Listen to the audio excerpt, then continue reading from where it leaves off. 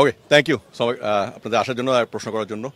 আমরা যেটা বলেছিলাম গতবার যে আমরা এই ভিজিট চলমান রাখবো, প্রত্যেক 7 দিন বা 14 দিন পরে আসবো, দেখবো আমাদের সাথে এনএসসি যে যা কথা হচ্ছে, যা মত বিনিময় হচ্ছে, এটার আপডেট দেখতে আমরা আসবো। এটার জন্য আমরা এসেছি আজকে আমাদের কম্পিটিশন কমিটির সদস্যরা।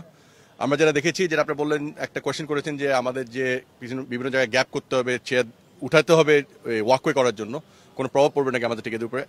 এখন পর্যন্ত আমি বলতে পারি ইনশাল্লাহ কোনো প্রভাব পড়বে না, বিকজ আমরা এই চেয়ারগুলি সরায় বিভিন্ন জায়গায় যেখানে এমটি স্পেস আছে ওখানে আমরা ফিল করব। 1 নম্বর। 2 নম্বর হলো আমরা অনেক জায়গায় খুঁজে পেয়েছি আজকে যেখানে ভিজুয়ালি অ্যাট্রাকটিভ না, মানে ভিজুয়াল খেলাটা দেখতে পারবে না বিভিন্ন কর্নারের মাঠের।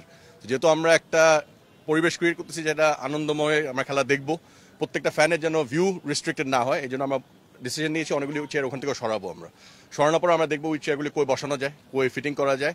বাট এখন পর্যন্ত আমি বিশ্বাস করি যে আমাদের 18,300 টিকিট বিক্রি হবে, আর 18,300 ফ্যান আসতে পারবে খেলা দেখতে গ্যালারিতে। টিকিট বিক্রির কোনো তারিখ বা প্রাইস ক্যাটাগরি ওইটা অলরেডি কথা চলছে। আমাদের আগামী 5-6 দিনের ভিতরে একটা নিউজ দিব আমরা। আমাদের মত বিনিময় হচ্ছে বিভিন্ন মহল্লার সাথে যে কত টাকা হতে পারে, ভালো হয় কত হলে, এবং এটা আগামী 5-6 দিনের ভিতরে আমাদের মনে হয় মার্কেটিং কমিটি একটা নির্দেশনা দিবে যে টিকিটের প্রাইস কত হবে আর ক্যাটাগরি ওয়াইজ কি হতে পারে।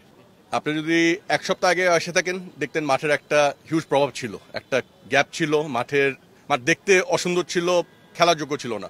আপনি যদি আজকে দেখেন অলরেডি এটা 30% বেটার হয়ে গেছে।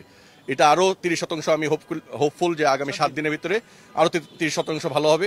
আর আমি হোপফুল যে মে মাসের 22 তারিখে, যেদিন আমাদের মেইন হ্যান্ড ওভার ডেট, ওই দিনের ভিতরে আমরা মাঠ রেডি করে বিএফএফ এর কাছে হ্যান্ড ওভার করে দিতে পারবো খেলার উপযোগের জন্য। এই টাওয়ারটা অলরেডি আমাদের সাথে এনএসসির সাথে কথা বলা হয়েছে, ওনারা ডিসম্যান্টল করে এটা রেখে দিবে ওনাদের হেফাজতে। যখন খেলা শেষ হবে ওনারা আবার ওনাদের ভাবে লাগাই নিবে, বাট খেলার জন্য এই বক্সটা থাকবে না। এই মুহূর্তে আমি বলতে চাই যে এনএসসির সাথে যে কাজ হচ্ছে বিএফএফ এর, আমরা যৌথভাবে মিলেমিশে খুব ভালো একটা গতিতে আগাচ্ছি। এনএসসি আমাদেরকে সহযোগিতা করছেন, আরও করবে।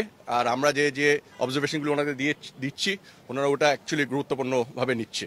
যেরকম ফ্লাড লাইট নিয়ে অলরেডি কাজ শুরু হয়ে গেছে, ফ্লাড লাইটের ফোকাসও চলে আসবে আগামী কিছুদিনের ভিতরে। আমরা ওইটাও একটা ফাইনাল টেস্ট করব। ওনাদের যে আমরা যে অবজারভেশন ওনাদেরকে দিচ্ছি, প্রত্যেক 7 দিনে দেখছি ওনাদের কিন্তু মুভমেন্ট চলছে, ওনারা কিন্তু বসে নেই।